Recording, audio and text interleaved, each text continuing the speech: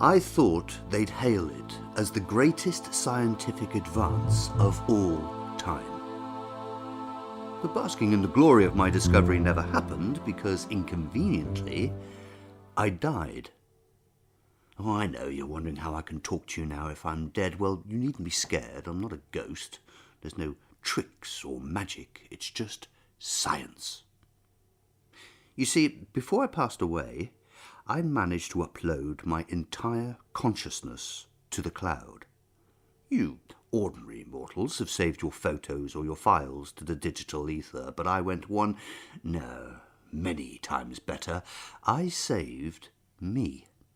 My body may have returned to dust, but my mind, my memories and my knowledge are still working and available at a click. You have to be impressed, don't you? But whilst I'm a scientific genius, I must admit to some deficit of social skills, most notably. I hadn't got round to telling my wife I'd found a way to upload myself before I died.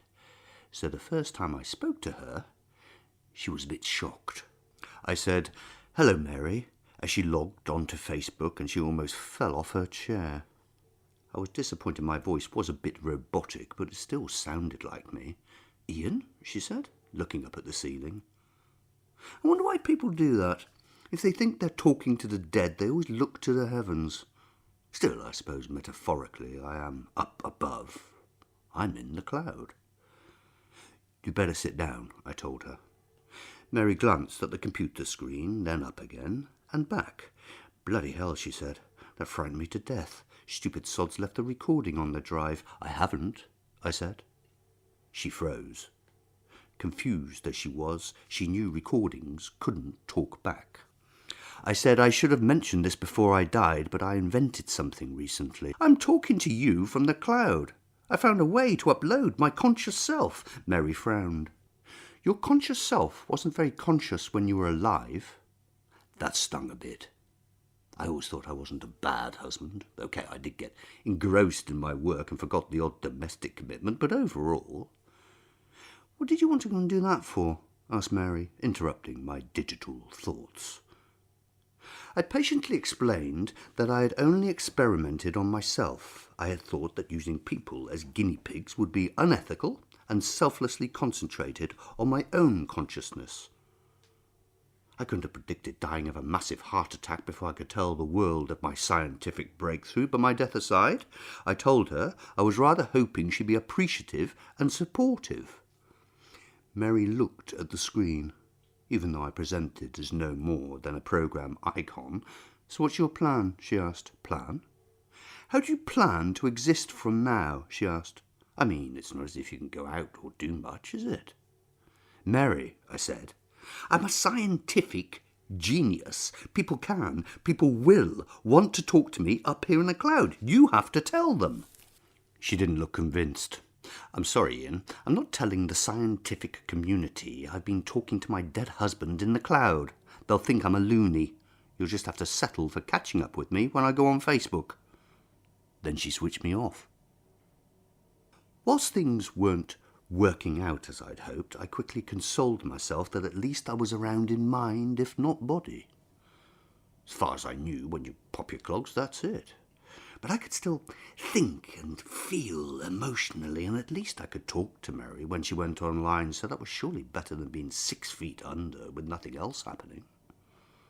At least I thought it was, until Mary started treating me as some kind of personal Google. "Ian, I don't have time to chat, but when is the MOT due on the Peugeot?" "Quickly, Ian, where do we keep the boiler cover policy?" I'd hoped we would have conversations more around how much I was missed or recalling events of the past, but it just didn't happen. "I feel like we're drifting apart," I told her. "We are apart," she said. "You're dead." Mary didn't seem to consider me a person anymore. No matter how many times I reminded her of the enormity of what I'd achieved, she acted as if my presence in the cloud was no more tangible than our photographs or videos. In fact, as time went by, I began to feel I was in direct competition with Alexa. A competition I was losing because, unlike Alexa, I couldn't order from Amazon or pull up a favourite playlist. I think I finally realised we weren't really still a couple when she opened the profile of a bloke called Derek from a dating app and asked me what I thought of him. I said, "As your husband, I forbid you to go out with him." Mary laughed. "If you think I'm loving, honouring and obeying a bunch of code, you're very much mistaken." Code? How hurtful! Technically correct, but I'm so much more than a game of Tetris or a PowerPoint presentation. "Mary," I began, but she was gone on her date with Derek. Over time, I've got lonely up here in the cloud. Mary doesn't go online as much since she started going out with Derek.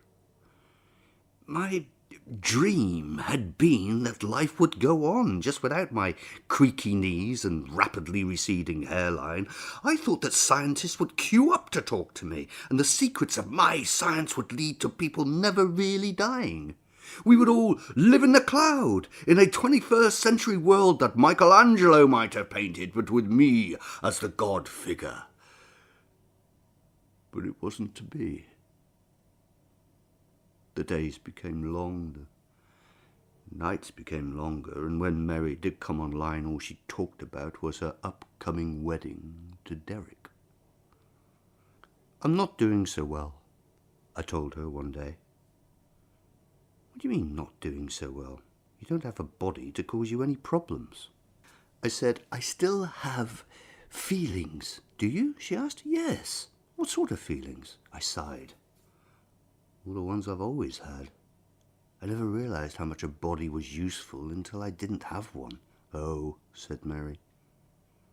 I told her that I missed her, and that it felt weird knowing she was with Derek now. I told her that I was still me, and that I still wanted all the things I'd ever wanted.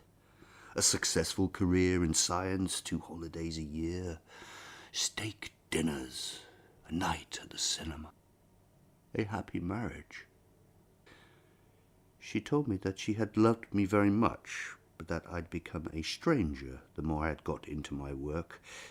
She said that we hadn't had movie nights, or steak dinners, or holidays. "Did we have a happy marriage?" I asked. "It wasn't unhappy," she said. "But then it wasn't that happy either." "Because of my work?" "Because of your work." "It was my life," I said. Mary looked sad. "It cost you your life. Lack of sleep, lack of exercise, a terrible diet. You were a heart attack waiting to happen." I knew she was right, but I persisted anyway. "But look at what I've achieved." Mary said, "Do you remember I asked you what your plan was?" "Yes." "How's that plan working?" "It's not," I said. She took a deep breath. "What you've done is the work of a genius when it comes to science, but the work of a madman when it comes to the meaning of life. I'll always love you, but you shouldn't be here." When she'd gone, I felt tearful, though I knew I couldn't cry tears. She was right, of course. Living in the cloud wasn't what I thought it would be. There's so much more to life than consciousness, so much more to life than work and success in that work. If there is any immortality, it's in the love we have and share with other people. But once we aren't physically there. So it's a good job I really am a great scientist. Whilst I never guessed it would turn out this way, I had built in a failsafe to the program.